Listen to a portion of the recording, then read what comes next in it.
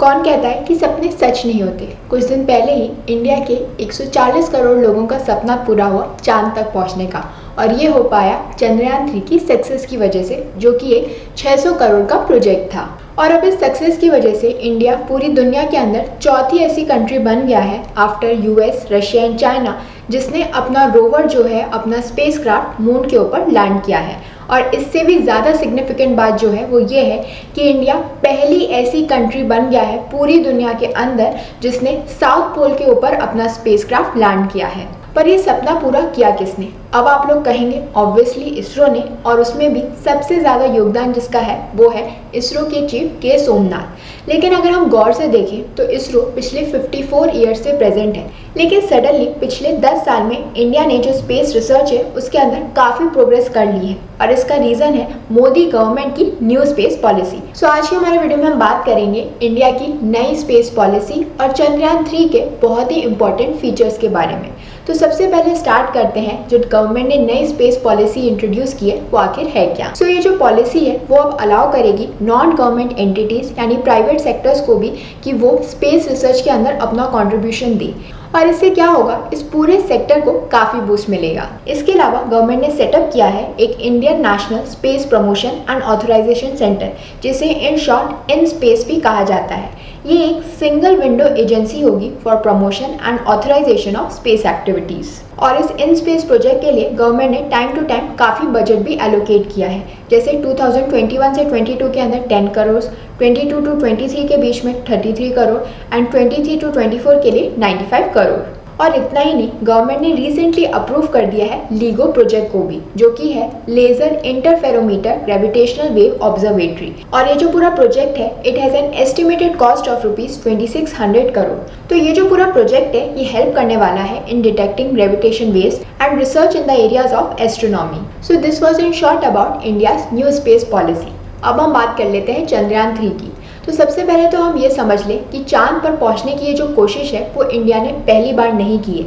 इसके बारे में सबसे पहले सोचा गया था 1999 के अंदर, और ये जो पूरा आइडिया है ये अराइज हुआ था during a meeting of the Indian academy of sciences. और काफ़ी सालों की रिसर्च और एफर्ट्स के बाद उस समय के जो प्राइम मिनिस्टर थे अटल बिहारी वाजपेयी, उन्होंने इस चंद्रयान प्रोजेक्ट को अनाउंस किया था during his independence speech on 15 अगस्त 2003। और फाइनली 22 अक्टूबर 2008 को ये जो चंद्रयान प्रोजेक्ट था उसे लॉन्च किया गया था, जो कि इसरो के लिए काफ़ी बड़ी सक्सेस थी, क्योंकि इस स्पेसक्राफ्ट ने डिस्कवर किया था वाटर ऑन द मून और काफ़ी सारे और टास्क भी परफॉर्म किए थे, जैसे कि mapping and atmospheric profiling of the moon. और इसी प्रोजेक्ट की वजह से ये पता चला था कि जो वाटर और हाइड्रो ऑक्साइड है वो काफ़ी अबंडेंस में है towards the polar region, and it further found ice in the north polar region of the moon. और इसी प्रोजेक्ट की वजह से जो काफ़ी लंबे समय से ये अजम्पशंस थे कि मून का जो नेचर है वो काफ़ी ड्राई है, ये सभी अजम्पशंस शैटर हो गए, ख़त्म हो गए। इनफैक्ट काफ़ी नए एवेन्यूज़ जो हैं वो ओपन अप हुए for future exploration and potential human settlement. और चंद्रयान की सक्सेस के बाद इसरो ने लॉन्च किया चंद्रयान 2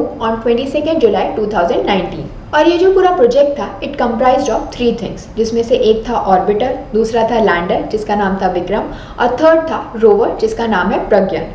अब आप लोग सोच रहे होंगे कि ये लैंडर और रोवर होता क्या है। तो अगर हम बात करें लैंडर की, जैसा कि इसका नेम है, ये स्पेसक्राफ्ट की लैंडिंग के अंदर हेल्प करता है। और एक बार जब स्पेसक्राफ्ट लैंड हो जाता है तो उसके बाद ये जो लैंडर है वो इंस्ट्रूमेंट्स को डिप्लॉय करने का भी काम करता है। ये जो इंस्ट्रूमेंट्स हैं it can include cameras, spectrometers, drills, seismometers and weather stations. और इसके बाद जो लैंडर के इंस्ट्रूमेंट्स हैं वो पूरा जो डेटा है उसे कलेक्ट करने का काम करते हैं about the surface and atmosphere of the targeted body.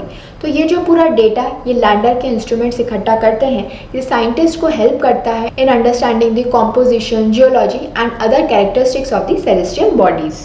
दूसरी तरफ अगर हम रोवर की बात करें तो ये एक मोबाइल व्हीकल होता है, और ये इस तरीके से डिज़ाइन किया गया है कि जिस भी सरफेस पे हमारा स्पेसक्राफ्ट लैंड हुआ है वहाँ पर ये मूव करता है, उसकी सरफेस पे मूव करता है।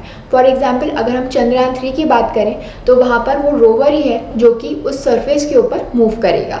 और इसीलिए जो रोवर है it is equipped with wheels या फिर tracks as well as scientific instruments जैसे कि cameras and tools. So I hope कि अब आप लोगों को समझ में आ गया होगा कि चंद्रयान 2 के अंदर ये जो लैंडर और रोवर थे उनका क्या काम था।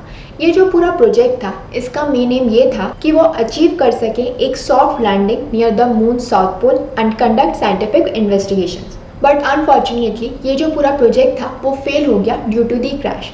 और क्रैश का रीज़न बताया जा रहा है सिस्टम एरर्स। और इसके बारे में इसरो के साइंटिस्ट का कहना था कि ये जो क्रैश था, ये जो रीज़न था इस पूरे एक्सीडेंट का, ये एक करेक्टेबल स्मॉल एरर था जिसे उन्होंने इम्प्रूव कर दिया in Chandrayaan 3। So we can see कि चंद्रयान 2 के फेलियर के बाद भी जो इसरो के साइंटिस्ट थे वो डिसहार्टेंड नहीं हुए, बल्कि उन्होंने लॉन्च किया चंद्रयान 3 और उसके अंदर उन्होंने एम किया कि वो डिमॉन्स्ट्रेट करेंगे उस सेम टेक्नोलॉजी को फ्लॉलेसली। इस प्रोजेक्ट के अंदर भी लैंडर और रोवर विक्रम और प्रज्ञान थे जो कि इक्विप्ड थे कि वो कंडक्ट कर सकें surface observations, add insights into the terrain, composition and mineralogy. So in short we can say कि इस प्रोजेक्ट के अंदर, चंद्रयान 3 के प्रोजेक्ट के अंदर, वो सारी गलतियां जो कि चंद्रयान 2 के अंदर हुई थी उन सभी को रेक्टिफाई किया गया था। और ये पूरा प्रोजेक्ट था, it was equipped with reinforced landing legs, updated software and enhanced redundancy.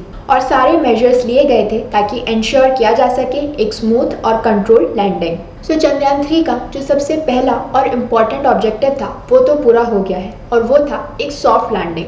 अब आप लोग सोच रहे होंगे कि ये जो सॉफ्ट लैंडिंग है वो क्या है और वो इतनी इंपॉर्टेंट क्यों है। तो इसका रीज़न है कि जहाँ पर इंडिया का स्पेसक्राफ्ट लैंड हुआ है वो है लूनर साउथ पोल रीजन। तो ये जो पूरा रीजन है वो बहुत ही इंपॉर्टेंट है and has great scientific interest due to the presence of permanently shadowed regions. यानी ये वो रीजन्स हैं जहाँ पर जो सनलाइट है वो नहीं पहुँचती।